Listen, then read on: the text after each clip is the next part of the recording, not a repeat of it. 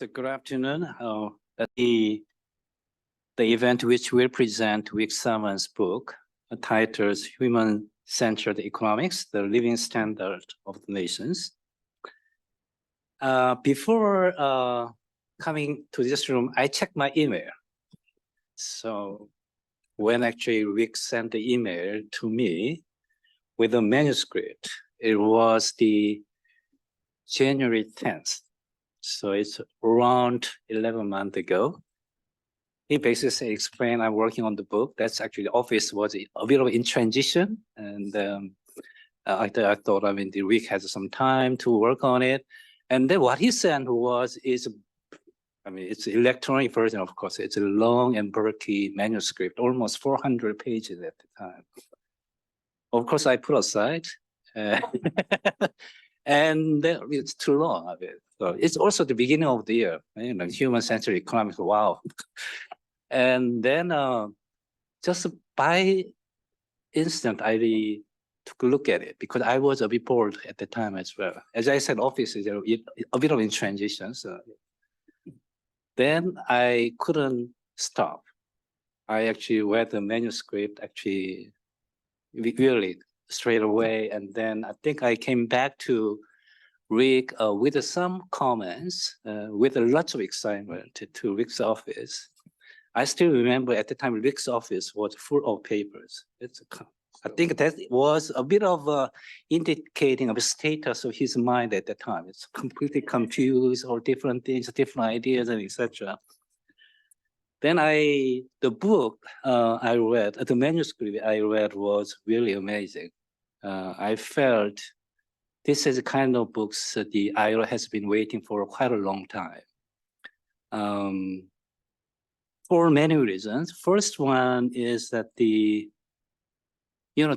whatever we say about the ILO principles, ILO standards, still out there's a strong perception that the ILO principles are simply the cost to the economy.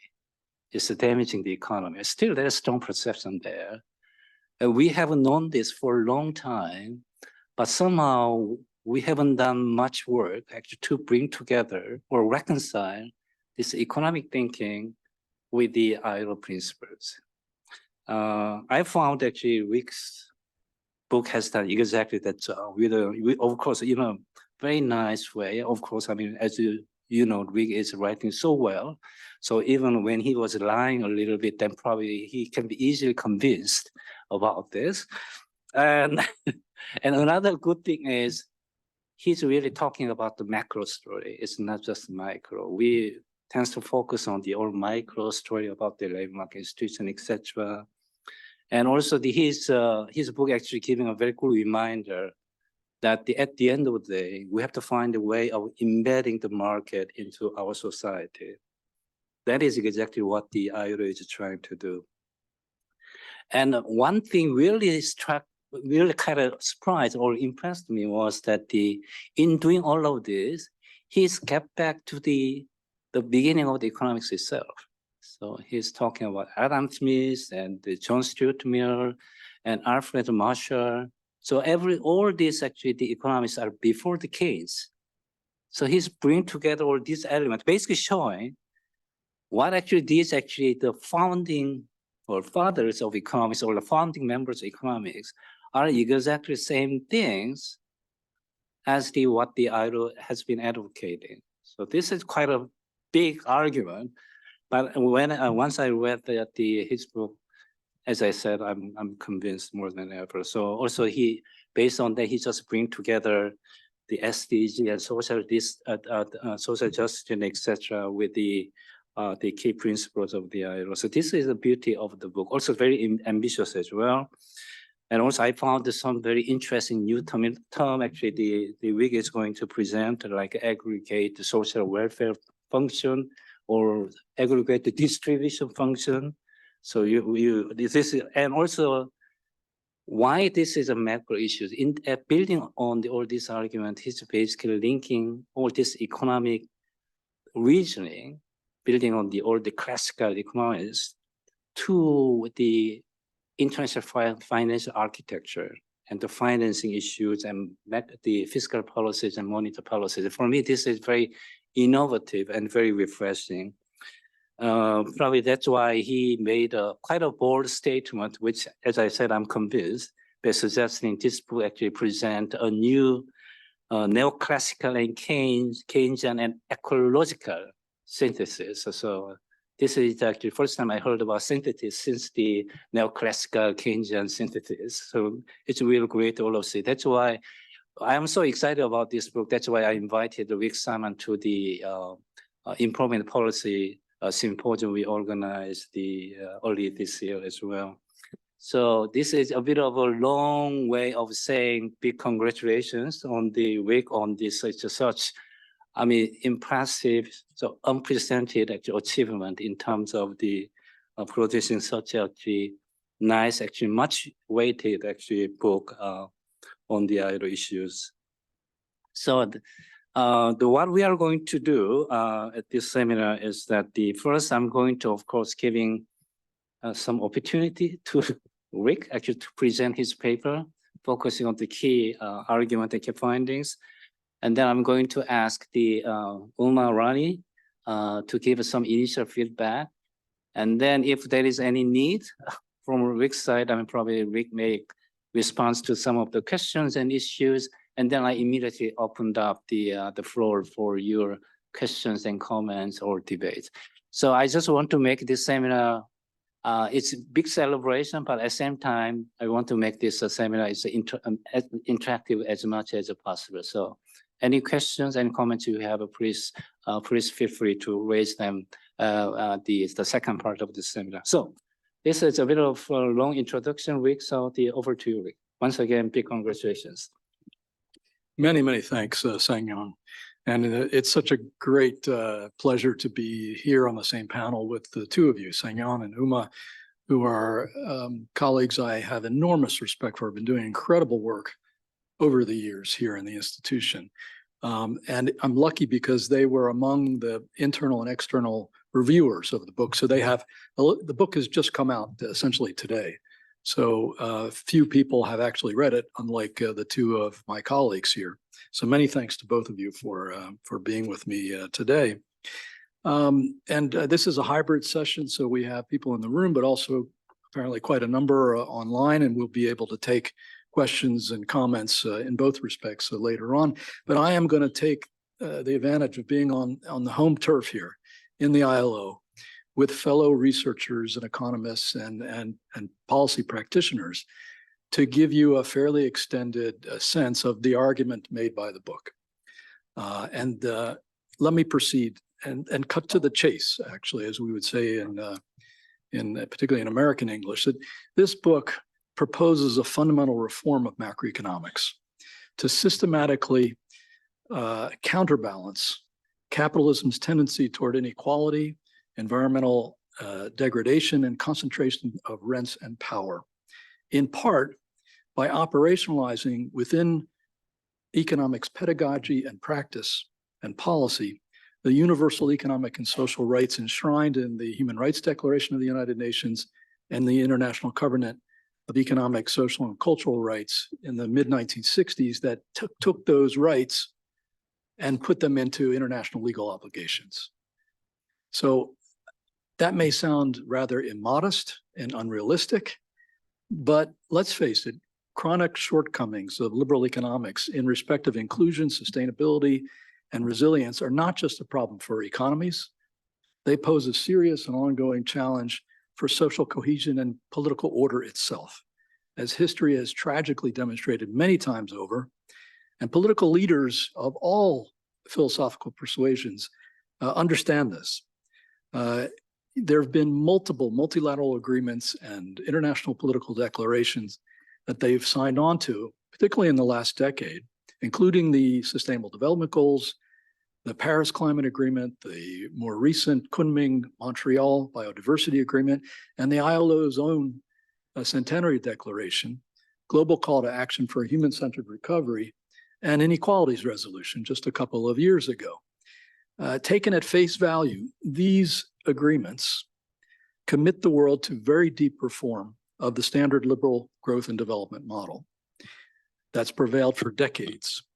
And what they're effectively pledging to do, although it's never really characterized in this way, but again, if you take those words at face value, they're pledging to systematically internalize considerations of inclusion, sustainability, and systemic and human resilience within the model, within the growth and development model, within macroeconomics itself.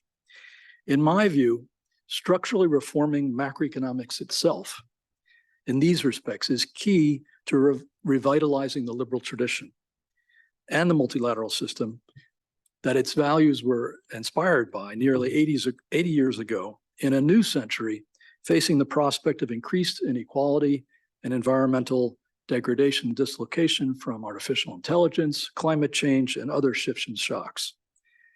Absent a new approach to macroeconomic theory and policy, these new forces could very well exacerbate poverty and inequality, and as a result, social intolerance and political polarization as much over the next generation as digitalization and globalization did over the previous one. They could well further undermine social justice and cohesion, in other words, which are the ultimate foundation of peace and stability, as the founders of this institution were wise enough to understand over 100 years ago in their era following war, pandemic, industrial unrest, and political upheaval.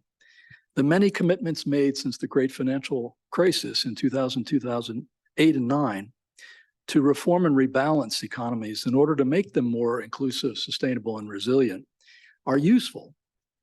But let's be honest with ourselves. They continue to be largely aspirational and incremental in practice, particularly when measured against these big promises that have been made in these international agreements I just cited. COP28, the United Nations Framework Convention on Climate Change annual conference occurring right now in Dubai, is the latest case in point. Many well-meaning speeches, including by somewhere around apparently 170 political leaders, and some important new commitments, absolutely, but no truly decisive action yet that is commensurate with the scale and urgency of the challenge, if we're being honest with ourselves. This book's basic thesis is that to transcend the current pattern of aspirational expressions of intent and incrementalism on inclusion, sustainability, and resilience, to effect change at the scale and the speed that has been promised by political leaders, humanity has to answer the question of how the source code of capitalism, that is to say, liberal economic theory and the advice, analysis, and assistance provided by international economic institutions, can be rewritten to better serve a world in which distributional and just transition considerations have become at least as important to many societies as the overall size of their economies, as measured by GDP typically. And indeed, these shortcomings often act as a drag on growth itself. Specifically, we need to figure out how to reformulate macroeconomics so that it internalizes considerations of inclusion, sustainability, and resilience, so that it treats broad progress in household living standards, the lived experience of people, as an explicit rather than mainly a residual factor, a natural and inevitable and ultimately adequate byproduct of GDP growth. That's the way our minds have been taught in macroeconomics over the years. Implicitly, there is a trickle-down mental model of the way growth and a larger production in the economy filters down eventually and adequately into improved social welfare, which in concrete terms is basically the standard of living of one's household and one's community. I assert that the standard liberal economic growth model is missing half of its operating system. The rights-based, institutionally enabled part of that system that plays a critical role in translating the values of a society regarding inclusion, sustainability, and resilience, that is to say, its social contract, into economic policy. Institutions, by that I mean norms, policy incentives, public administrative institutional capacity. These things are the lifeblood, the enabler, essentially, of how you diffuse progress in living standards, how you, not only in terms of the benefits, but also in terms of widening inclusion in the process of creating economic activity. They effectively enable the broader and deeper realization of rights. your social contract won't mean very much unless it has institutions in a variety of domains, which I'll get into in a minute, to implement them. For the same reason that the ILO's founders were moved to create this institution during the post-war, post-pandemic era, 100 years or so ago, I'm concerned that this mistaken and what I consider to be intellectually lazy trickle-down assumption or blind spot of modern economics is an increasingly serious strategic hindrance for the liberal project more generally. And by that, I mean the core notions of human rights and empowerment, social tolerance, and mutually beneficial development of richer and poorer countries in a reasonably open, fair, and transparent international trading system. And it's a big impediment as well, let's be clear, to the urgent need to integrate a new core notion within this project, and that is the pursuit of all of the above within planetary boundaries of environmental sustainability. This is a clarion call for the 21st century. So that's a quick summary of what this book sets out trying to do and why, and now let me spend some time explaining how it purports to do so. I start with the assertion of some basic principles here. First, progress in people's lived experience, the standard of living of their household and community, is the bottom line way people, societies, assess national economic performance. That's the point of economics, not more production of goods and services per se, which is to say GDP. I call GDP growth a top-line measure of performance, of economic performance. It's a means to broad and durable progress in material well-being or living standards. It remains important, let's be clear, for all but a handful of rich aging societies, and it's essential for very poor economies. But that is not the same thing as saying it is sufficient for purposes of maximizing improvement in living standards and social welfare. And modern economics kind of glosses right over that distinction, in my view. Economies are a social construct. Their ultimate purpose is to improve the lot of their people, the human condition, not simply to boost the amount of stuff produced. And that's what GDP measures, at market prices, no less. It doesn't measure the stuff that's produced that doesn't get a price associated with it, as my colleagues here know well. Yes, productive output, it often makes a general improvement in the standard of living more possible. But the relationship between the two phenomena, growth in productive output on the one hand and progress in median living standards on the other, is not lockstep.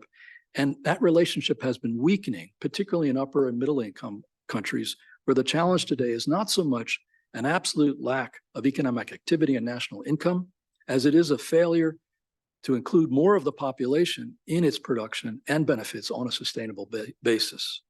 Particularly in this century, after decades of poverty reduction and national income growth around the world. And by the way, the majority of the world's poor people live in middle-income countries, not in low-income countries. After that long arc, and growth has played a very important part of that, but the social quality of growth now, the living standards of nations, is every bit as important as the quantity of growth, the wealth or production of nations. The social quality of economic growth as reflected in the pace, breadth, and sustainability of progress in living standards is not treated explicitly in theory and policy in the liberal growth and development model. It's assumed essentially to flow inevitably and adequately from growth, and the book's second chapter traces decades of evidence to the contrary, notwithstanding growth's crucial importance for poverty reduction, and shows that the translation of expanded GDP into broadly based sustainable improvements in social welfare is not an automatic or consistent process.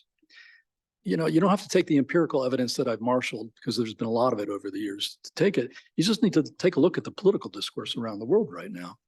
There is a huge hue and cry among all sorts of countries at all levels of economic development, all sorts of different political systems, that these shortcomings of economics are deep-seated ones. And let me emphasize that the liberal economic model is used by countries that are liberal democratic ones, and they're used by ones that have a much more state-centered role for the way they run their economies. Those tools basically are used by everybody, irrespective of their political philosophy. So this is a problem. This shortcoming, this flaw, this blind spot, I think is a universal problem for humanity in the 21st century. Now, I'll come back to the nature and origins of that flaw a bit later. That is to say, whether the tendency of capitalism toward inequality, environmental degradation, and concentrations of rents and power is a misconception of the field or a misapplication of its original principles as laid down in classical political economy. But for now, suffice it to say that there's overwhelming empirical as well as political evidence that if we want to affect systemic change, not incremental change or not aspirations of good intentions, if we want to affect systemic change in these respects, we're going to need to structurally reform and rebalance the growth and development model, that is to say, macroeconomics itself, so that it's focused on improving the social quality as much as the quantity of growth. We'll need to explicitly, and this is what the book does, interrogate and, if necessary, retire the complacent trickle-down assumption that boosting the latter leads more or less inevitably and adequately. Boosting growth leads more or less inevitably and adequately to boosting living standards. The first 3 chapters of the book engage in this interrogation, both empirically and in the history of economic thought. And this, I move in chapters 4 through 7 into a proposed resolution in both a reformulation of theory and policy. Now, just proceeding directly to the latter, let me give you a few ideas of what concretely is suggested here as a way forward, as an improvement of the model. The essential principle I pose is that it's possible to strike a better balance between the quality and quantity of growth, and indeed to strengthen growth by improving the quality. In other words, it's possible to strengthen the quantity of growth by improving the quality of growth. But this will require retiring that trickle-down assumption and being more intentional about this matter in economics by doing 2 things. One, by viewing economies equally and simultaneously through 2 lenses: growth, which is a national metric of production, and living standards, which is a household metric of lived experience. And secondly, devoting at least as much policy attention and effort directly to cultivating the latter as the former, by recognizing, as the most influential original theorists and codifiers of the field in the 18th and 19th century did, that policies and institutions are needed in a wide range of domains to translate the added efficiency in production created by markets into broad improvement in the material well-being of society as a whole. This is what I call the golden rule of human-centered economics, this 2-lens approach. It's the inverse of relying on this trickle-down, inevitable, presumed adequate process over time that underpins the current growth and development model.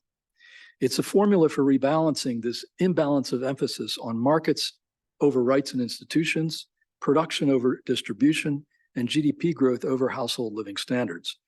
It's a guiding principle for internalizing within a country's growth and development model the systemic importance of policies and institutions that are the practical manifestation of its social contract. That is to say, its values with respect to inclusion, sustainability, and human and systemic resilience. Now, let me be more specific. I know I've been coming at this at a fairly abstract theoretical level, but I'm going to go a little deeper into the theory here, into the model itself.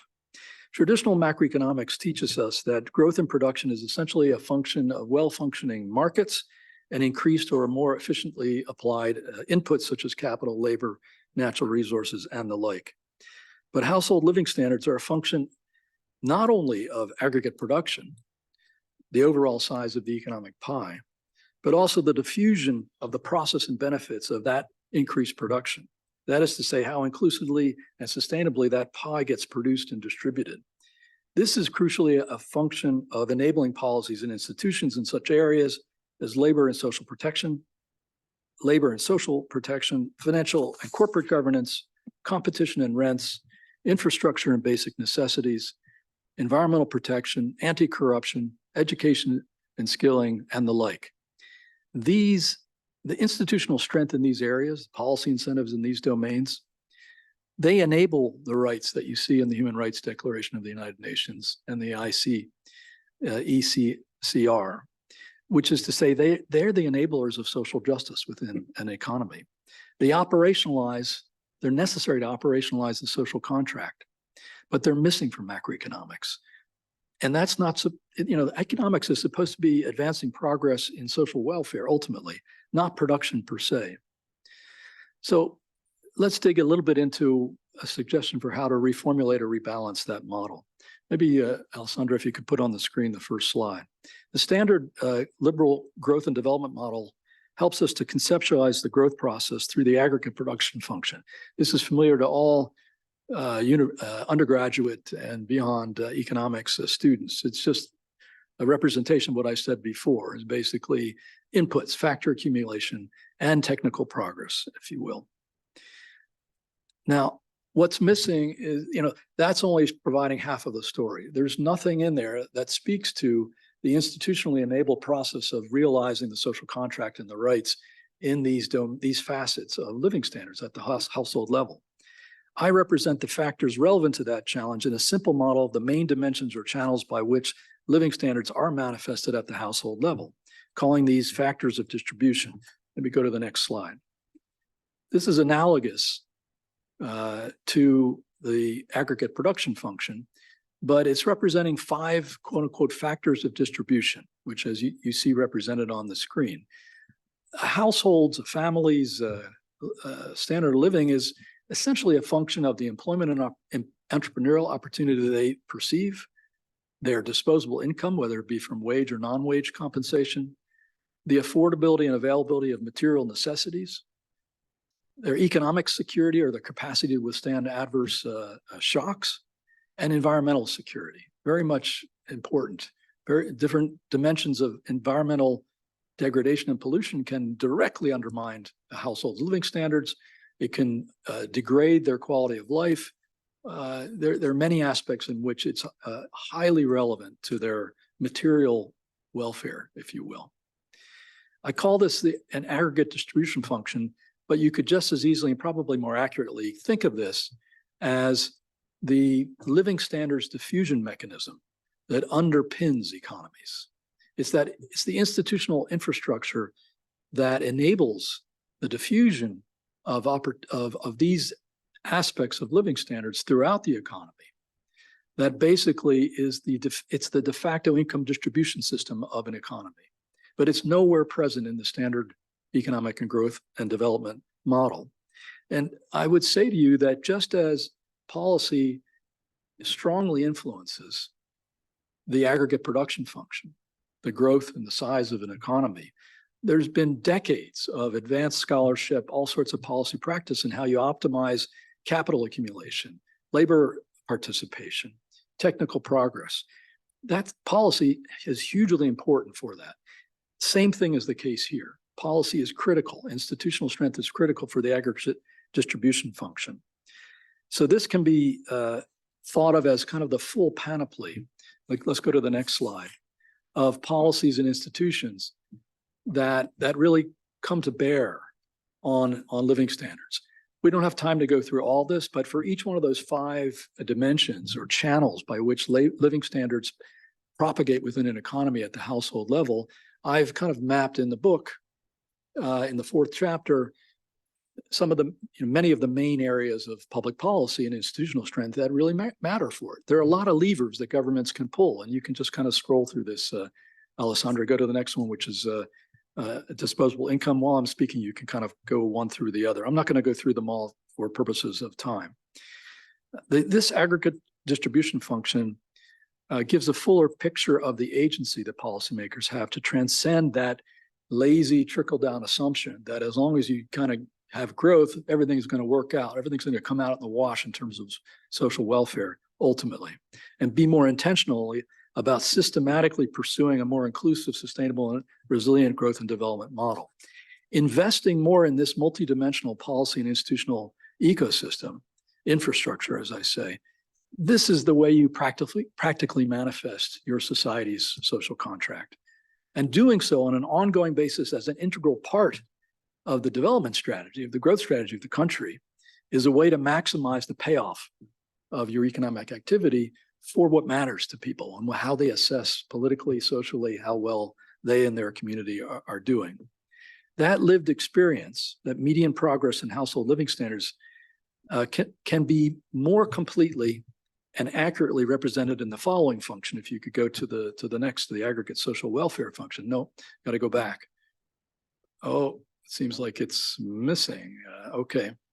So in the chapter, you will see that I've taken the production function and the aggregate distribution function, just combine those, very simple, A plus B. And it's the combination of the two that yields aggregate social welfare. And I call that an aggregate social welfare function. That's a new growth and development model. It's what I would call a rebalanced one, a one that internalizes these institutionally enabled rights-based aspects of what economics should be all about within the model itself. Most macroeconomists, chief economic advisors, finance ministry officials, they're not thinking mentally in those terms. They're thinking mentally in aggregate production function terms effectively. And so by having the discipline to have that mental model, that I think begins to open up the door to being able to scale the kind of progress that societies have committed to by agreeing to all of these improvements on the economic, social, and environmental side. Now, I would say that it's about time that pedagogy and practice of macroeconomics caught up with not only these societal expectations and political promises, but also with the profound changes in the world economy over the last half century or so. Most of the world's poor, as I said, lives in middle-income countries, meaning that the problem is as much for most countries today, an underactivation of their aggregate distribution function, a failure to invest adequately in the institutions that enable greater inclusion, sustainability, and resilience, as it is a lack of production. The pedagogy and practice needs to catch up with that. And this aggregate social welfare function, and particularly the aggregate distribution function, this mapping of institutional domains that really can propel your inclusion, sustainability, and resilience, that's the key. I mean, in effect, let's take the just transition concept here, because there's a lot of churn in the economy and we expect it to grow more. That aggregate distribution function, it gives you a fuller sense on an economy-wide level of what it would mean to implement a just transition, whether it's with respect to technological change or whether it's with respect to climate change regulation or the like. It represents the full range of policy levers that you can pull on this issue. This is a big new issue, particularly on the climate side for macroeconomics, and it needs to be considered in an ex-ante, deliberate, systematic fashion that includes the consideration of trade-offs, spillovers, and synergies between these two functions, production and distribution functions. That's really the opportunity, I think, for the macroeconomics field in the future. And we need to think more, and this model, this alternative model would help us to think more in interdisciplinary cross-ministerial terms. And indeed, I think it would install a discipline within the profession and within governments to do so. This is a different mental model, if you will. Now, let me issue a few caveats in this regard. These two new functions are not mathematical functions. They're mental models. They're heuristics. Indeed, the aggregate production function, which initially had a presumption of being a mathematical function, after lots of debate in the mid-20th century, there's wide consensus right now that it is not a mathematical function, but it's still a very influential mental model for economists. But just because these are not mathematical functions does not mean they are impervious to rigorous quantitative analysis. That is to say, analysis of what works comparatively, what the trade-offs and spillovers might be, and how to navigate them, and where are the synergies? How do you improve the quantity of growth by improving aspects of the quality of growth? The point here is that modern economics has been looking at economies through only one of these two lenses. It's sort of like a person who can only see through one eye. Their depth of field and their peripheral vision is limited, is constrained, because they're only looking through one lens, if you will. I would argue that the analytical quality and the policy advisory quality of much of macroeconomics in recent decades has been similarly analogously constrained because it's only been looking through that aggregate production function lens of the economy. It's not been looking as much at that institutional side of things. In other words, these principles and tools, which I've laid out, what I call human-centered economics, focused on the living standards of nations, which is the bottom line, whereas Adam Smith's wealth of nations is more the top line. This provides a basis for not only advancing social justice, but also growth. I think there's a lot of opportunity for synergies here. And we can get into that a little bit later, because a lot of the stuff that we work on in the ILO actually has a dual payoff for both decent work and quality of work and growth itself. These are devices for refocusing economists on the bottom line, aggregate social welfare. I think that AI, climate change, and other shifts and shocks coming at us in this century require all of us, as never before, to look at their economies with stereoscopic vision. In other words, with two lenses, through the lenses jointly of production and distribution at the same time and with equal emphasis. Chapter 5 of the book presents a lot of comparative data showing that there's often huge variation in the performance of countries in these dimensions of household living standards at countries at roughly the same level of GDP per capita. And if you could go to the slide that gives us the reference ranges here, you'll see in chapter 6 of the book that this wide variation, I know you can't really see it on the screen, but I'll characterize it for you, is in some cases hugely, huge. And this is not a question of wealth in the traditionally considered sense of income, if you will. You can interpret that variation as the opportunity costs of failing to look at economies through those two lenses simultaneously as the economy has developed over the years. Or you can interpret it in a more positive vein as evidence of the considerable policy space that nearly every country has to narrow what I call its social welfare gap, its underperformance on key dimensions of living standards relative to the frontier of leading outcomes and enabling policy practices of peer countries, recognizing that doing so can also often help to reduce its output gap or underperformance on growth. If the macroeconomics of the 20th century was very focused on output gap, the production side of economies, in this century in which most of the world lives in middle income countries, we should be seeking to solve for both the output and welfare gaps of economies simultaneously, which requires us to take an institutional look. Now, to instrumentalize that, I have put together some numbers with the help of some colleagues. And you will see when you go into the book that the difference between the median and 80th percentile among countries at the same level of GDP per capita, that is to say 4 categories of low income, lower middle income, upper middle income, and upper income, it typically varies on the range of 50 to 300% between the median and 80th percentile. And the median is often 3 to 6 times higher than the lowest value in that categories of countries. In other words, most countries have a tremendous amount of policy space unutilized to strengthen their social contracts, notwithstanding the inevitable differences there are going to be in their national, social, historical, and political circumstances. Use of reference ranges like these, and I presented some on the fiscal policy side, and then I've also taken our decent work indicators, which the institution has spent years developing and compiling, and I've selected a number of them. And you'll see that for all 4 levels of countries, there are these variations, if you will. Reference ranges like these that could be useful in helping to instrumentalize this alternative growth and development model to help countries see where they have unutilized policy space, where they can learn from their peers, irrespective of whether they're an advanced middle income or lower income country. Now, this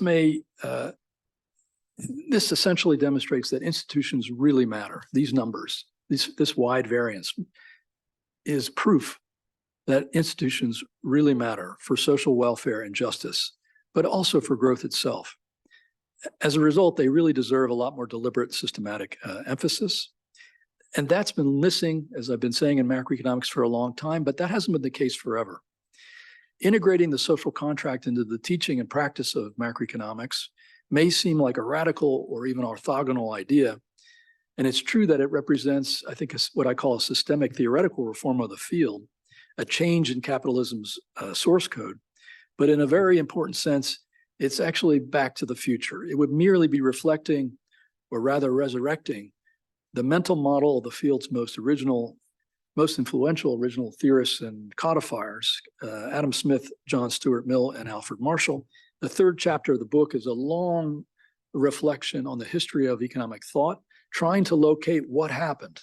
You go into their treatises and you see that each one of these three people whose teachings dominated the classrooms for 125, 150 years in the teaching of economics, they were super explicit that while they were working to perfect their understanding of markets, they were explicit about the need for largely public institution and regulation in a whole range of areas that bears upon these institutional dimensions of living standards. They were, by modern standards, heterodox economists. People don't understand the popular image of Adam Smith is that he's like this pure free marketeer. John Stuart Mill, not so much.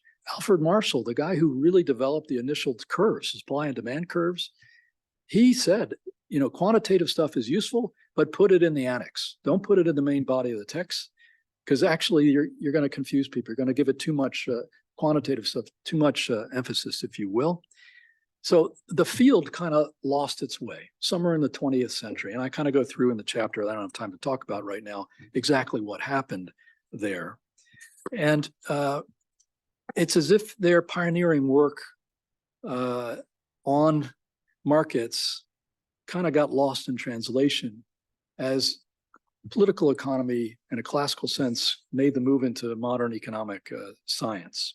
They were very much thinking in terms of a mixed economy, not in the narrow 20th century sense of how much the state owns of the economy or not, but in this sense about the role of institutions, mainly but not only public institutions, and what the right mix is in what areas of living standards and social welfare you needed to have those public interventions. And that aggregate social welfare function, which unfortunately we missed the slide of today, which is just a combination of these two, distribution and production. I believe this is a much closer approximation of the mental model they had when they created the field 200 or so, 150, 200 years ago. It's relevant to economies. Building out this institutional underpinnings is relevant to your economy if the state has a huge control in the economy. It owns a lot of production. It controls credit creation and allocation, or if it has a very limited. Same challenge exists. And we've been in a 50-year detour having these polemics about capitalism versus socialism, big versus small government, whereas the founders understood, actually, no, the big ball game is how you build out not only markets, but also the institutional apparatus to make sure you diffuse the benefits in the process of growth widely in the population. If you go to the next slide or two, I'm just keep going. I have to illustrate my point about this alternative way of thinking about the continuum, if you will. I have one here on the corporate governance side, which I call social market socialism. It gives you a spectrum. It's not black and white, big versus small government. It's actually more to do with what kind of institutions do you build on the corporate governance side to ensure that corporate decisions result in things that benefit stakeholders more generally. And then in the next slide, and I'm just going to breeze through this, is on the financial regulatory side. There is what I think of as a financialization, real economy investment regulatory continuum. And there are different institutional approaches that countries can and increasingly are taking to try to ensure that capital is mobilized for the real economy. That is to say, for productive investment in things that actually matter, particularly for living standards going forward. But the point here is that to give you a sense that this is really where the thinking has to go in macroeconomics going forward and move away from the old polemics. To be sure, social welfare related institutional deepening has occurred in many countries over the years, but only usually after it's been forced onto the agenda by restive politics, by protest, not the teachings and advice of liberal economics. Sangheon, he calls these Kuznets moments of political backlash, and we can maybe get into that later. But there's been construction of the welfare, welfare economies and stuff like that, but it's been mainly motivated by politics, by people reacting and saying, we want finally you to wake up. And that's happening in many respects right now, not because economists have driven that as a function of what they're aiming to in their model at all. That is effectively a systemic theoretical shift in the model that I think I'm suggesting here. It's fair to say that Keynes was the last person who who was successful. I mean, there have been plenty of people, I suppose, who proposed these things. He's the last one who's really had a systemic effect on the mental model of growth and development. But his was a production function strategy. He was consciously aiming to use fiscal monetary policy to improve productive output, right? Knowing that that would be a key way to improve employment, to reduce mass unemployment and the like. He was very focused on social justice, but he was focused on the particular aspect of the problem of his day, which was a production function problem. I view my proposals here in this book as a way of reinforcing his middle way between socialism and capitalism, laissez-faire capitalism and super state-controlled socialism, as a way of reinforcing his middle way, complementing his fiscal monetary efforts with a what I call a structural and institutional approach at the same time. And I think that's particularly relevant for the reasons I said today, and given that how much the world has developed since then. I would say that these two aspects, the Keynesian and this institutional dimension, are both essential for not just improving coherence, but ex ante and systematically internalizing these social and environmental externalities in the actual code, if you will, of economics. Let me just for a moment say that for those of you who are students of the field, I also think that what I'm suggesting here is tantamount to revitalizing, reanimating two subdisciplines of economics that have been super abstract and very microeconomic for nearly a century now, which is welfare economics and institutional economics. This is a macro approach to institutional economics. It's a macro approach to welfare economics, which is super focused on utility maximization at the micro level. That's not what Smith, Marshall, and Mill were thinking about as what the end purpose of economics was. Indeed, over the next generation, humanity faces the daunting challenge of needing to chart a new middle way in economics, this time between environmentally destructive growth and socially destructive economic stagnation or degrowth. And I think the proposed model here for internalizing these social and environmental externalities, positive and negative, in the core thinking about growth and development in a country and in the classroom, creates the basis for the construction of a new, you might call it neoclassical Keynesian ecological synthesis and corresponding realization of the vision inspired by FDR, Franklin Delano Roosevelt, and articulated in the 1944 ILO Declaration of Philadelphia, signed in his presence back about 80 years ago or so, and then echoed only 2 or 3 months later in the founding articles of agreement of the IMF and the World Bank at Bretton Woods. People don't realize that those first articles basically rhyme, they echo with what's in the ILO's Declaration of Philadelphia, because that just occurred only a few months before. So I'm now going to move to the end here and open it up. The book has in chapters 5 and 6 quite extensive specific policy recommendations, particularly in chapter 6 on what it means for international macroeconomic policy analysis and advice, the international financial architecture, and international trade and technology governance.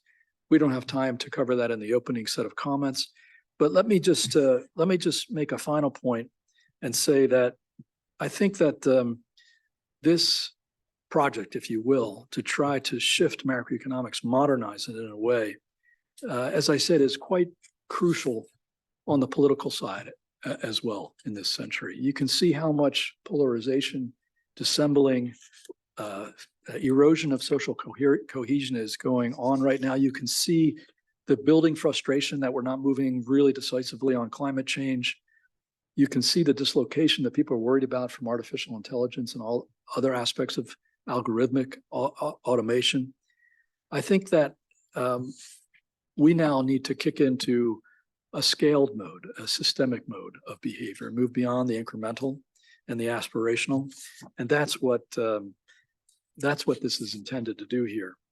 I think that if we did this, we meaning policymakers and economists, we would have a positive effect on the quality of political discourse, on the revitalization, if you will, of the liberal values that are very well reflected in the multilateral system in the United Nations Charter and the like. These, when people are stressed and they're feeling like they're getting cast aside and their things are out of control in the economy and their own lived experiences not being properly looked after, they tend to get less tolerant of others, if you will. And I worry about that both within economies as well as among economies at the international level. So I like to think of this as not only an economics agenda, but also an agenda for improving the prospects for peace and stability in the world. And that, after all, is what animated the creation of this institution. Thanks very much.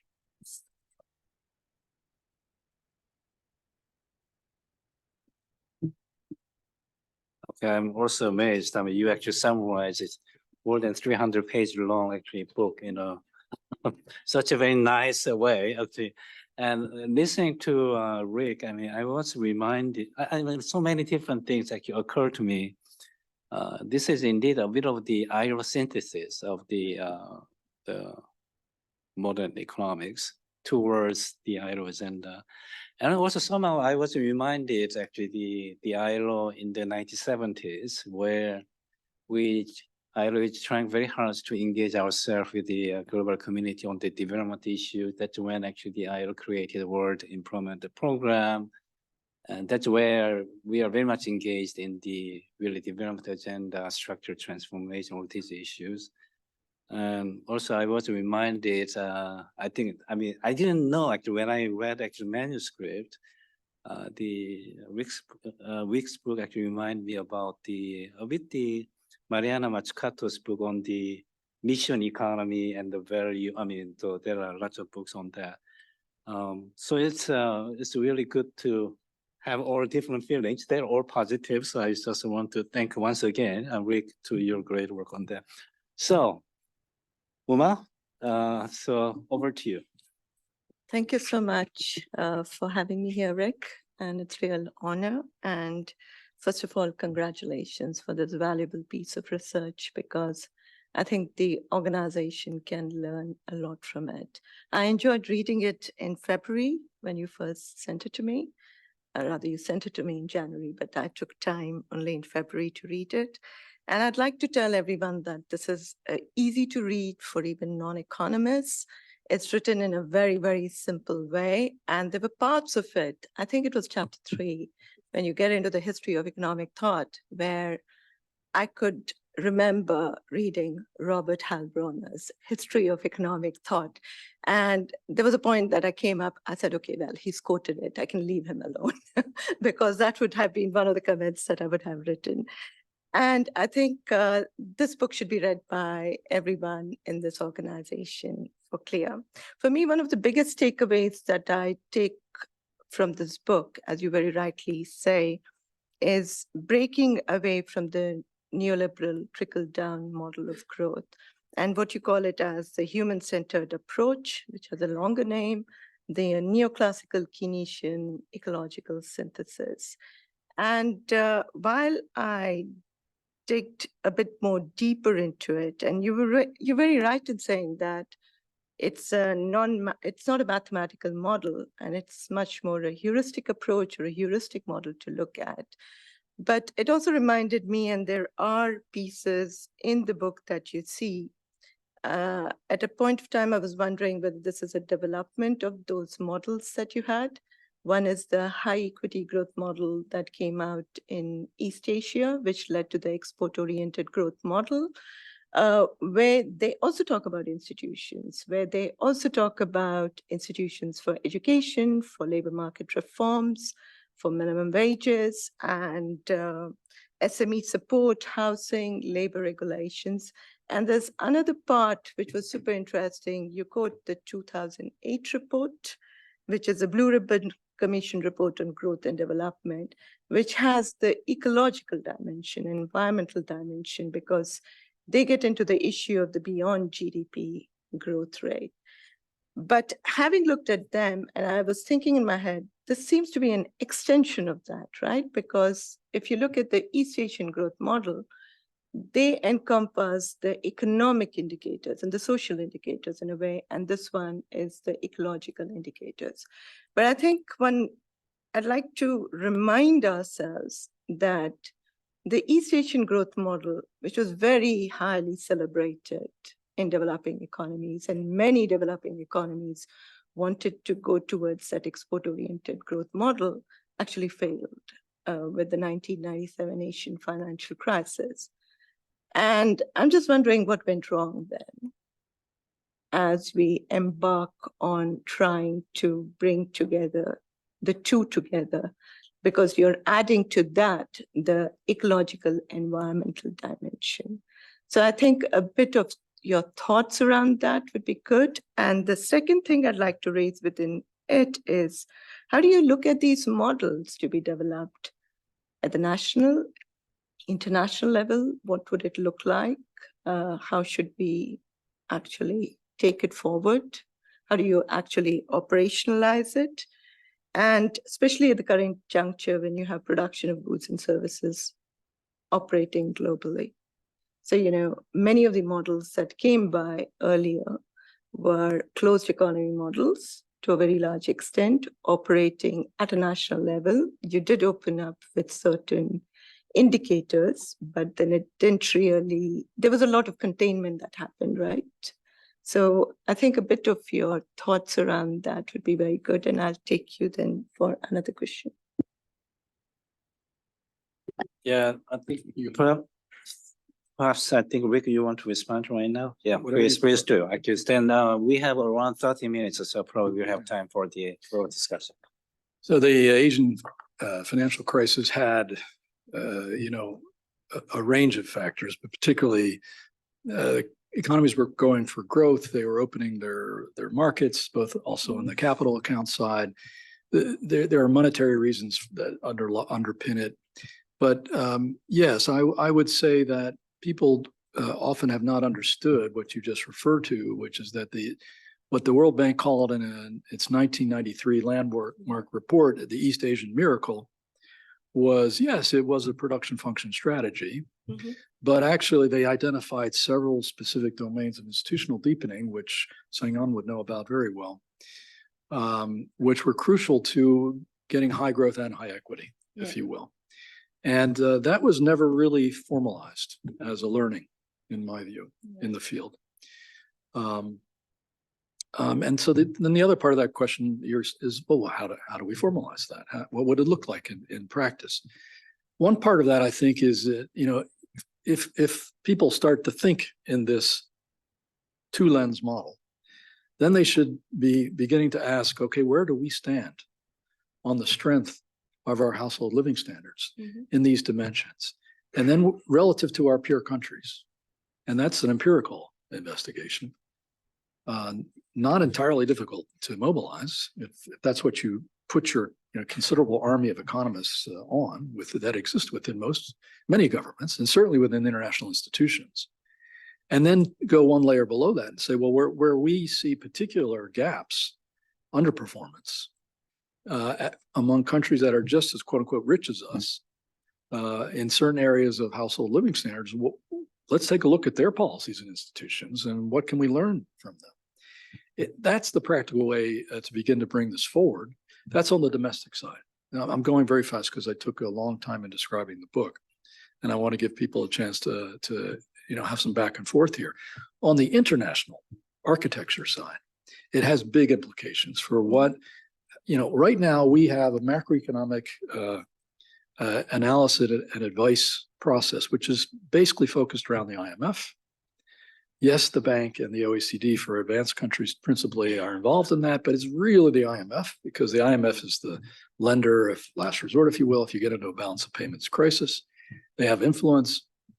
And the IMF has a notion of what they call macrocriticality, which is very much what you might think of as a macro-financial notion of criticality. So, and that, you can't blame them too much because that's the mandate they've been given.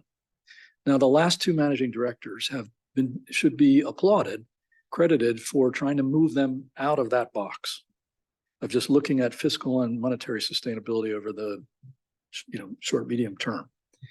But they're in that box. And frankly, they don't have the mandate. And so they have a lot of sort of internal cognitive dissonance when they try to translate the aspiration down to the operational advice they give to countries.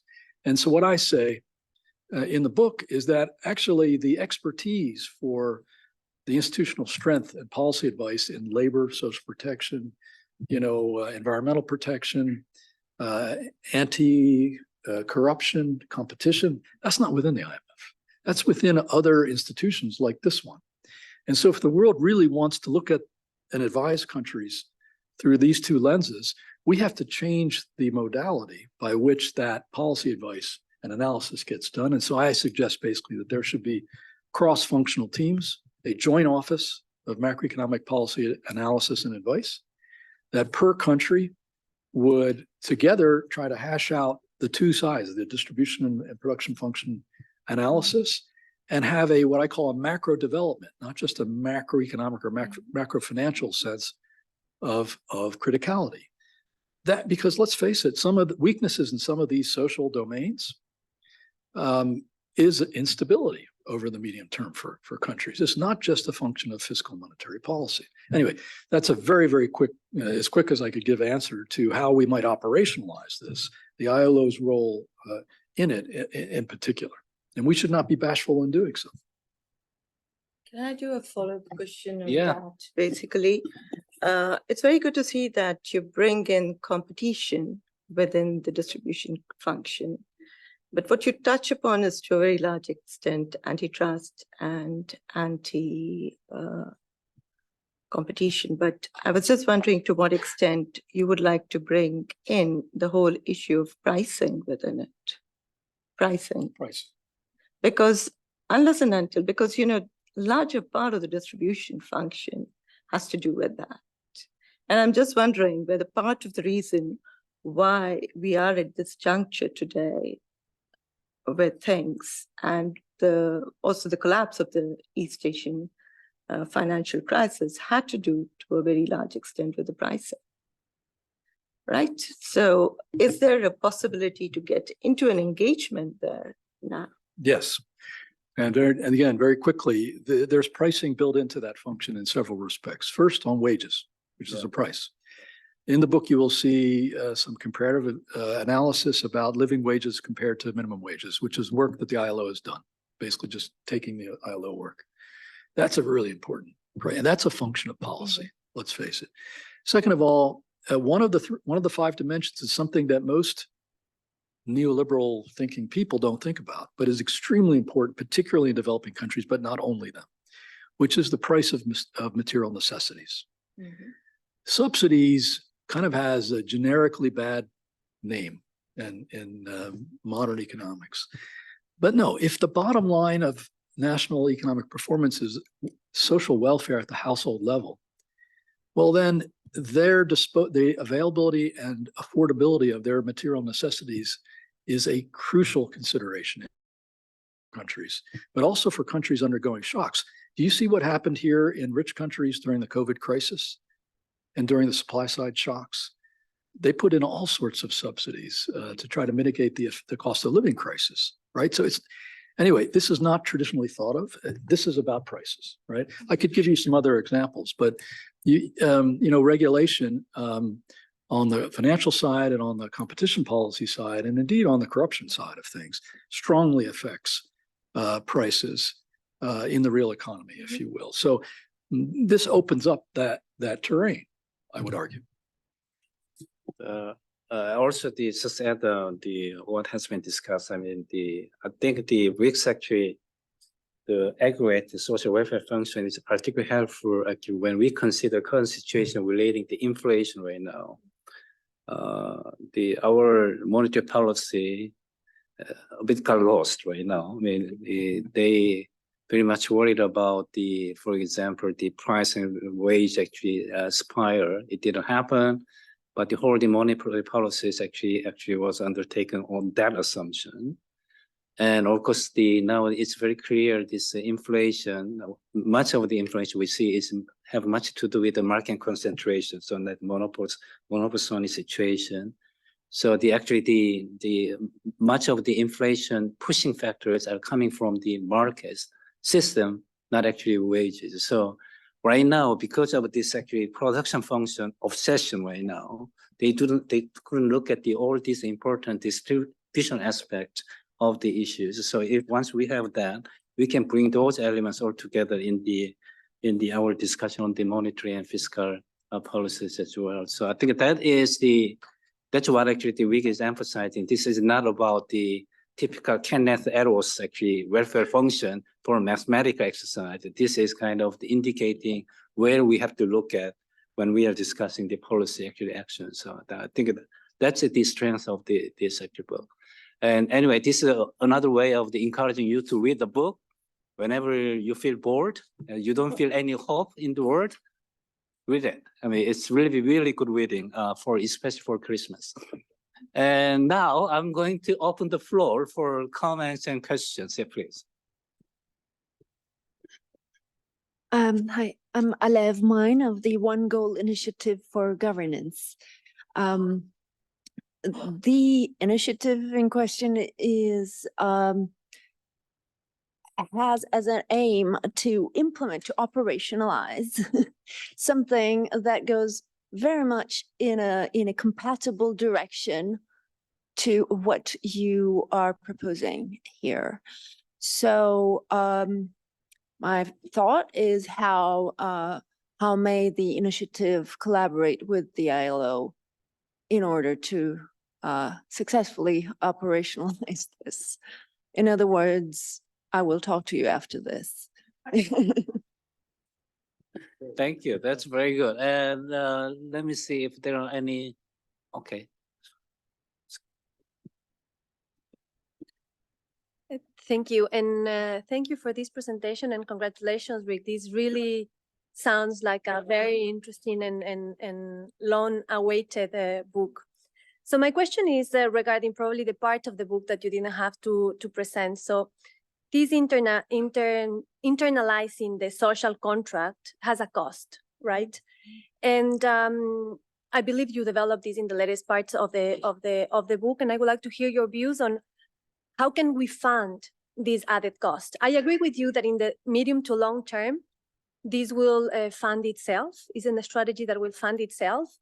But in the immediate to short term, when we want to talk to governments and convince them to fund this approach, what are the arguments that we can bring to the table? And I hear when you say that there are certain countries that have a lot of fiscal space, and for these countries, it would be more a matter of political will, but many countries do not have that fiscal space. And I wonder, well, first of all, how to do with these countries that have little fiscal space, but secondly, whether you have thought of any strategy to rebalance through rich countries contributing to countries that have less fiscal space.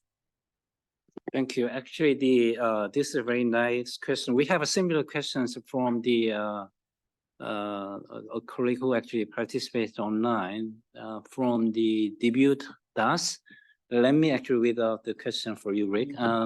While you refer to huge policy space to be utilized and highlights the need to respond to political and social welfare needs, how do you convince governments to spend on policies that boost the aggregate distribution function and aggregate the social welfare function at a time when the fiscal space have been shrinking and globalization and protectionist browbeating and the rise of neoliberal small g government policies? So it's a bit related question there. So probably, let me pick up one more question. Yeah. Okay, so then share.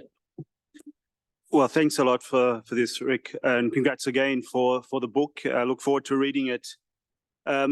My question and comment is firstly on the scope of the work, and obviously you put together a framework that looks at the economic, social, and environmental, and this of course poses the challenge of coherence across policy. And this is a very challenging aspect of working with any government on policy, given the multiple policy objectives and the multiple policy entry points. So partly it's about convincing, ministries of finance, central banks, et cetera, about how to, broaden their mandates. Of course, we have dual mandates in some countries like the US, or hierarchical setup of mandates.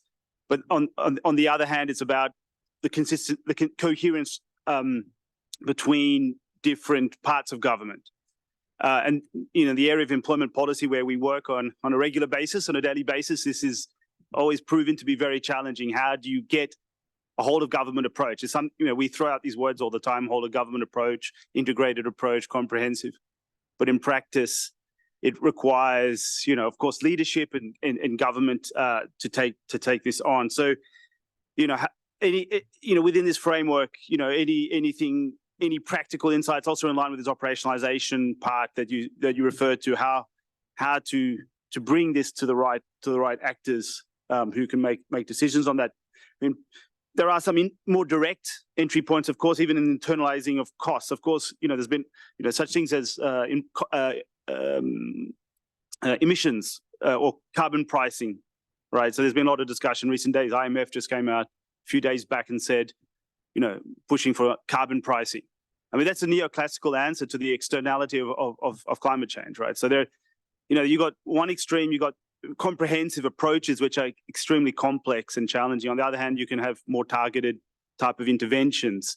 One doesn't rule out the other, and one can be part of, more targeted approaches can be part of a comprehensive framework. But do we put our focus on the comprehensive framework and then try to see the entry points there, or do we look at those separate targeted entry points as a vehicle for getting change in these different areas?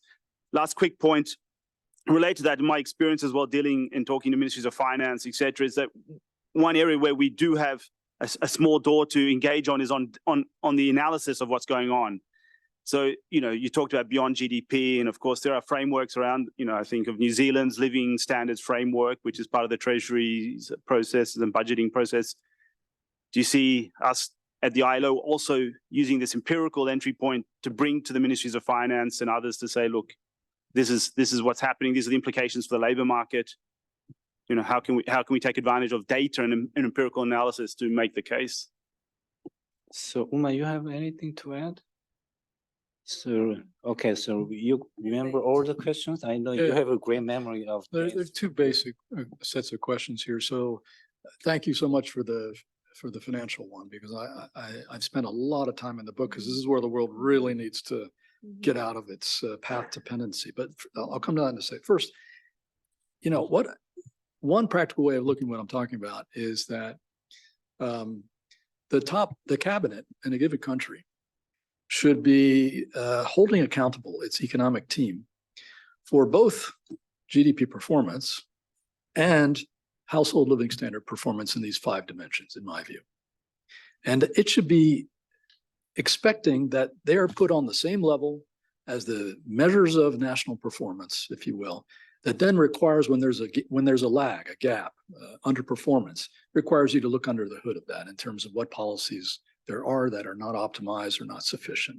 That's not the way things happen right now in most cabinets, I would view. And so if you have a different mental model, you have a different growth and development model, and it's particularly for the large number of countries in the world that are advised by all these development institutions and the IMF, if this became the expectation, the norm, right? That we're talking here about aggregate social welfare, not just about GDP.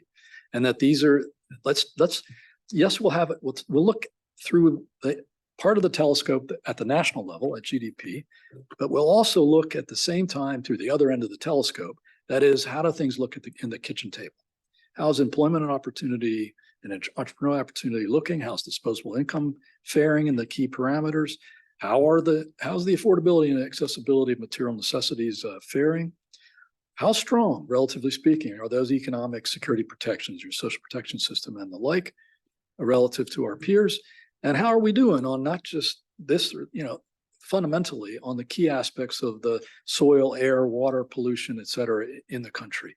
That's a more holistic, you could call it more coherent, but as soon as you say that this is actually the top line preoccupation and what you're going to hold your economic team accountable for, it's not just coherent, it's internalized. That's what I'm trying to do. I'm trying to move behind the friendly clinical talk of policy coherence into like, no, this has to be internalized into the heart of the model itself.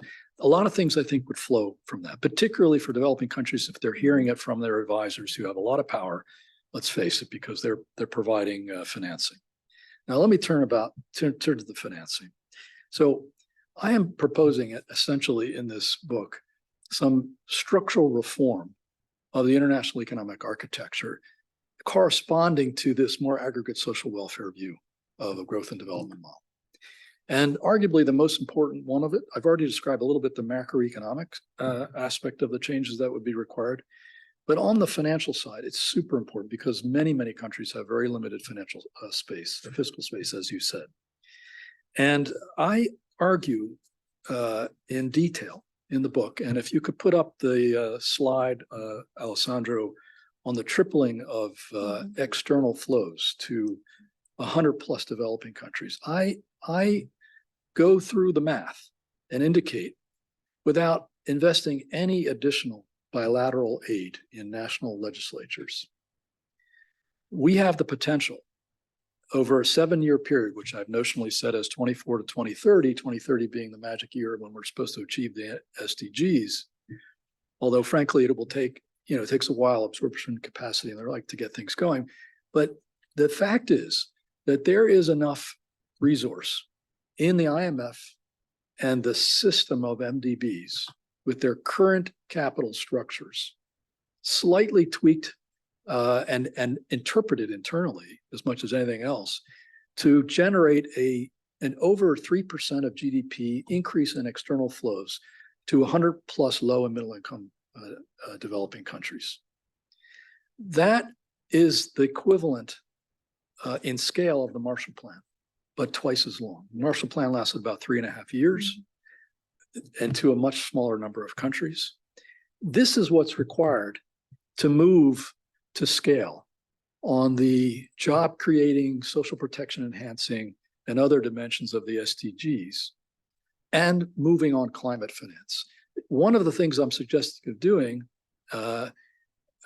is, if you go to the next slide, is part of that money is embedded in the IMF, but not utilized.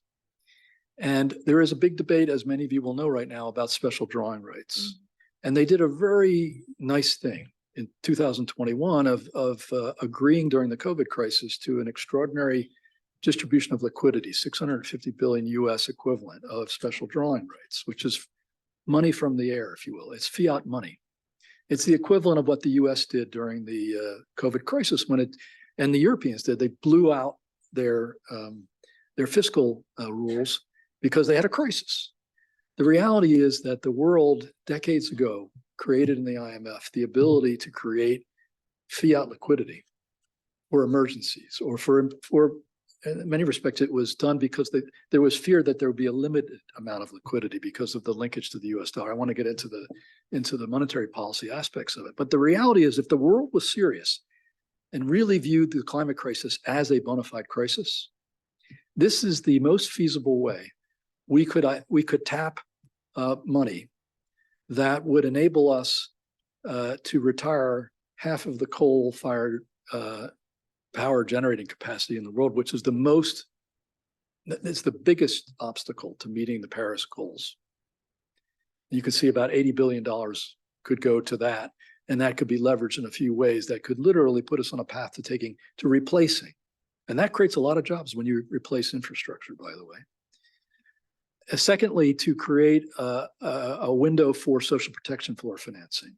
This institution's been ringing the bell on the Social Protection Fund, on doing estimates on the gap, but there's no real decisive movement to increase additional funds. Well, if we were really serious about the climate crisis, we would need not only industrial and energy system transformation, we would need a social protection, just transition element to that, and skilling and other aspects of the transitional period. Money could be absolutely provided for that. We could double, in addition to that, renewable energy and sustainable agriculture, R&D, beyond its current levels, which, if you think about coal as the most important near-term thing we need to do to really get on a more realistic track to the well below two degree or maybe 1.5 degree Paris Agreement scenario. It's really the R&D, more medium to long term. This would double that. And also some things on the health side here. The point is that either we could repurpose the Resilience and Sustainability Trust, which is the way the SDRs are being rechanneled right now. Apologies to those of you who don't follow this, but if you combine that, either a new issuance, and who could argue, the only argument against issuing it when facing a massive crisis facing humanity, the only argument against issuing special liquidity to tackle it is if we thought it was going to be inflationary. Do you really think, does anyone really think that issuing $250 billion worth of SDRs into capital, into the world economy of nearly $100 trillion is going to create any serious inflationary pressure? No. But because we're still thinking in the old model here. If we were serious about social welfare and this being climate being an important part of it, we would say, hey, where's the easiest place to find the money to give us a chance of getting on the track of going to net zero by mid-century? We would immediately realize that this is the way to go to it. There are some constraints under the way it's currently designed. Basically, countries are required when they rechannel to retain a claim on that money because it's viewed as a reserve asset for monetary purposes. That makes it extremely difficult to just donate it for project finance. It's viewed as, it's supposed to stay as a monetary asset for you, even if you on-lend it to somebody else. But that's a political constraint. There is no technical constraint there, I can tell you. It's purely a political decision. If the world decided, because part of Greenland fell off into the ocean, that we now really need to get serious, I can tell you that this is the first place we would look, the IMF, because you don't need to go to national legislatures to get them to reduce their domestic spending on various programs in order to increase foreign aid, right? No, the money is there. I'm probably going on too long here about this, but if you combine this, if you go back to the last slide, with an optimization of the capital that's in the MDBs, you get to this kind of math, which is multiples beyond the $100 billion of climate finance that's being wrestled with in Dubai right now. Multiple beyond the steps, the very good steps that the Indian G20 agreed on, about $20 billion increase MDB money and lending in the capital adequacy reforms. But it's like 1/10 of what's needed. And this thing would actually satisfy the numbers that Nick Stern and others have put and that President Macron used in the Paris summit. This is actually, these numbers add up to the kind of scale of action that they were talking about. That's what would address the fiscal space constraints that you talk about.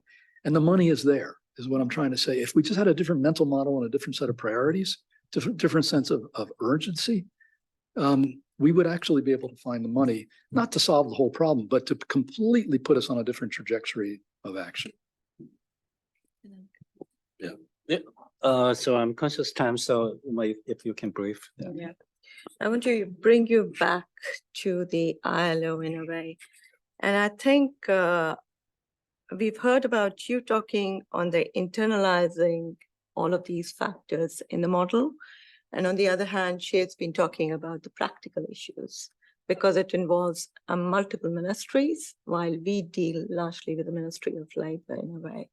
So in practical terms, if you were to move beyond, retiring the trickle-down growth model and saying, okay, this is a way forward, what is it that we should be doing at the ILO?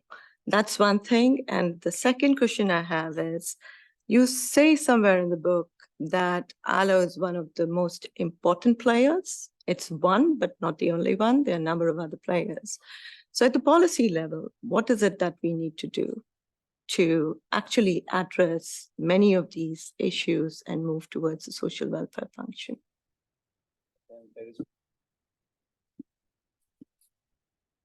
Thank you. I don't think the words global coalition have been pronounced during the whole presentation. Yet many elements of the frame you are suggesting bridge very nicely, are a bridge between the pure ILO agenda and the broader audience that the coalition is trying to reach. So how do you see the link?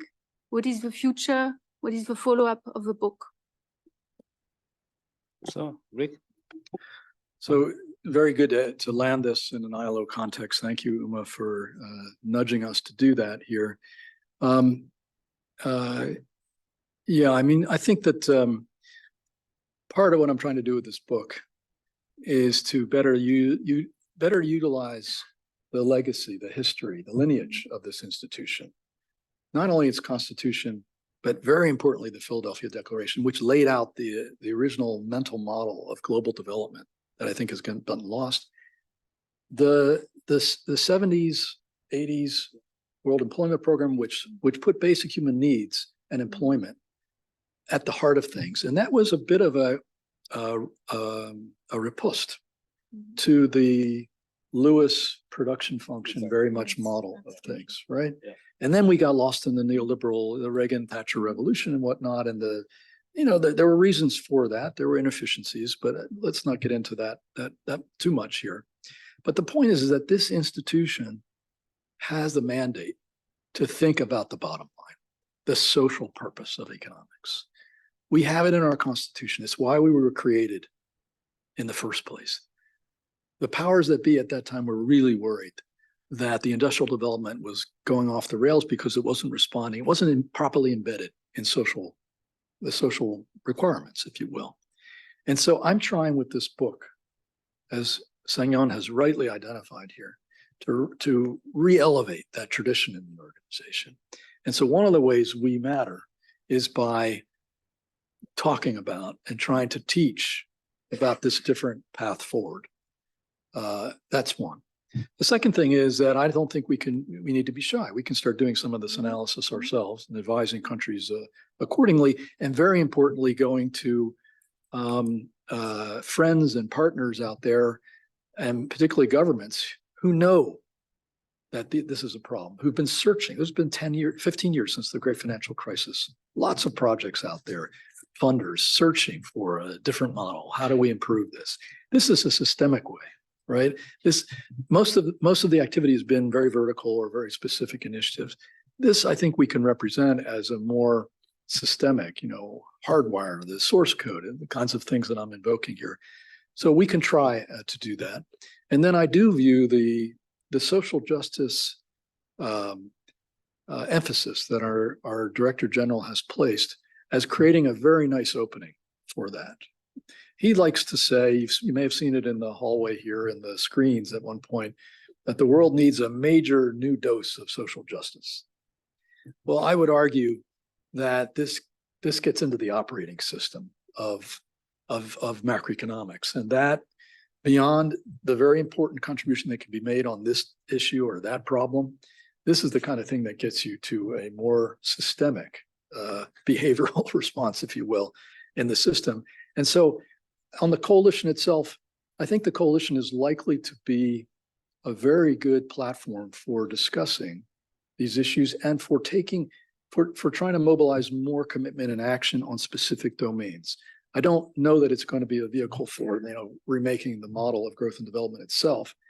That's for us to try to do by engaging. And now that the book is out there, I think I will begin to try to do that missionary work, and hopefully other colleagues will as well. And maybe we can get some resources to do some specific analyses to concretize it, as I think you're urging us to do. The last thing I want to say is that I call this a Roosevelt consensus model of growth and development, as opposed to a Washington consensus. Why? Because the two presidents Roosevelts, one Republican, the other one Democrat, they engineered 8 decades of this investment in the US economy's institutional makeup across, interestingly, many of these domains that I put in the aggregate distribution function. You could just as easily call that the Philadelphia consensus, because it's on the global side. Washington consensus, the Roosevelt consensus I'm describing is very much the model domestically of how you balance the institutions and rights on the one hand and the markets on the other. The Philadelphia part of that consensus is the global corollary of that. It's the model of global development, if you will. And that's why I view that this is exactly the appropriate institutional platform to have a discussion about this, even if you may get people who will come to us and say, well, what are you guys doing talking about macroeconomics here. You know, no, this goes to the heart of why this institution was created and some of its most influential moments in history. Thank you.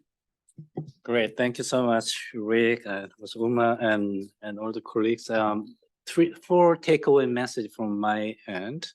First one is the social welfare function. Economists will be very disappointed. There is no easy way, no easy formula to maximize this function, so they wouldn't like it. Second is Rick, you can be a little more ambitious. I mean, you mentioned 2.2 trillion US dollars for the supporting or the job creation, social protection, and boosting the living standards.